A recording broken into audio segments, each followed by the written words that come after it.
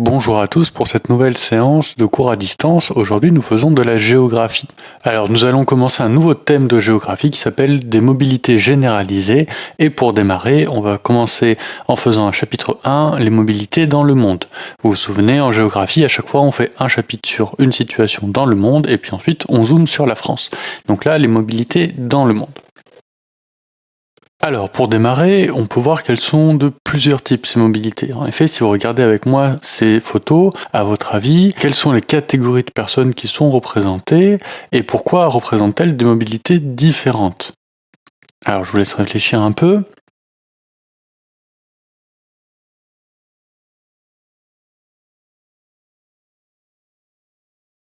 Deux photographies qui ont été prises dans le bassin méditerranéen dans les mêmes années 2010 montrent des situations très différentes. Vous avez normalement identifié que à gauche on a des mobilités touristiques qui sont des mobilités temporaires. Je vais en tourisme pendant un moment précis, pendant des vacances, pour profiter d'un endroit, tandis qu'à droite on a des migrations qui se font dans des conditions plus difficiles et qui sont durables. Quand on migre, c'est durablement, on ne compte pas revenir, du moins pas dans l'immédiat. Voilà, donc ces mobilités sont très variées et ce sont les deux mobilités internationales qu'on distingue. Donc notez bien que dans cette définition, on met dans mobilité touristique tout ce qui est aussi voyage d'affaires. Ça compte dans les mobilités touristiques et pas dans les migrations. Une migration, c'est bien quelque chose de durable. Un voyage d'affaires, ça ne l'est pas. Alors, petit point de définition, du coup, puisqu'on parle de migration, attention, émigrer, immigrer, migrer. Qu'est-ce que c'est tout ça? Alors d'abord, quelqu'un qui migre, c'est un migrant, d'accord? Le fait de migrer, c'est donc de partir durablement d'un pays A vers un pays B. Donc la personne qui quitte son pays, c'est l'émigrant, d'accord? Il émigre. Et ça vient du latin ex, qui veut dire sortir.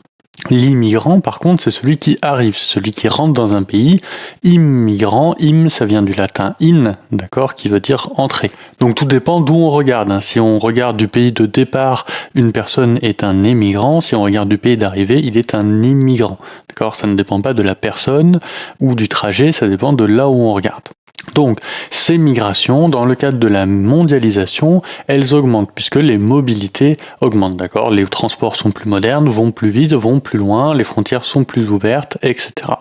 Alors, ça ne veut pas dire que c'est un phénomène nouveau, pas du tout.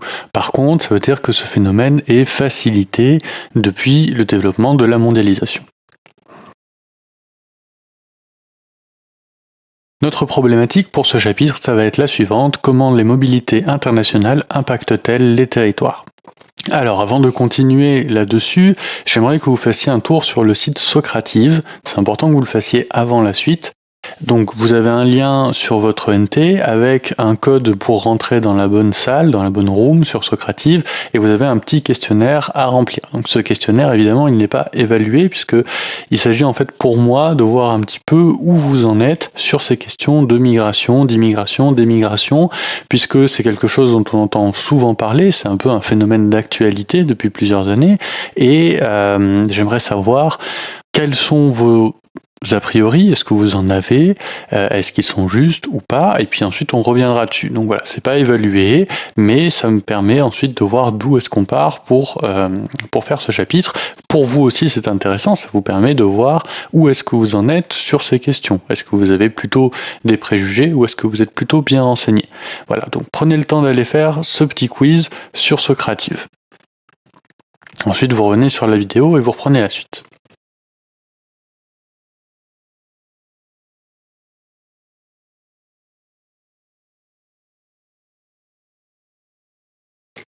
Alors maintenant que vous avez répondu au quiz sur Socrative, on va passer à notre introduction qui va être une étude de cas sur Dubaï. Dubaï, c'est un pôle à la fois touristique et migratoire, donc c'est une étude de cas très intéressante.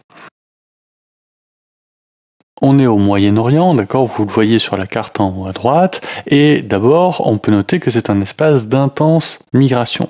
Alors, qu'est-ce que c'est Dubaï? Dubaï, c'est la capitale de l'émirat de Dubaï, d'accord, donc on est dans les Émirats Arabes Unis, sur le golfe Persique, au Moyen-Orient.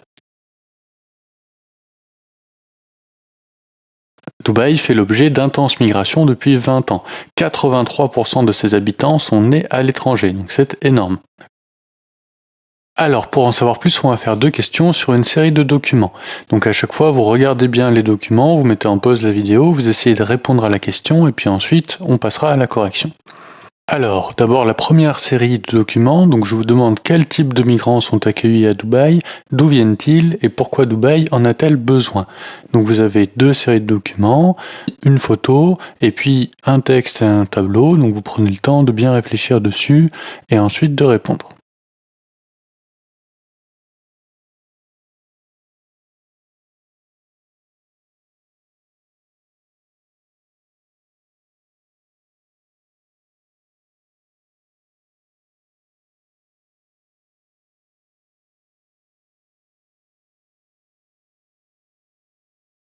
Alors faisons la correction.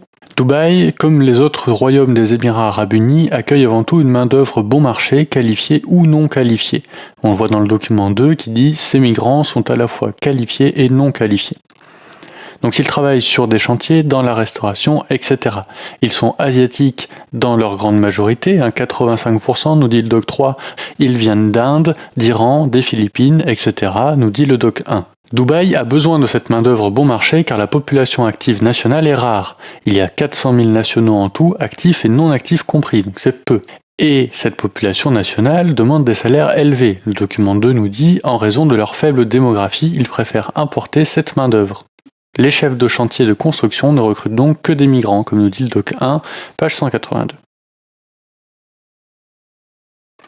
Alors, deuxième série de documents, donc je vous demande de distinguer 2 catégories d'étrangers vivant à Dubaï, de préciser leur origine, le motif et la durée de leur migration, ainsi que leurs conditions de vie.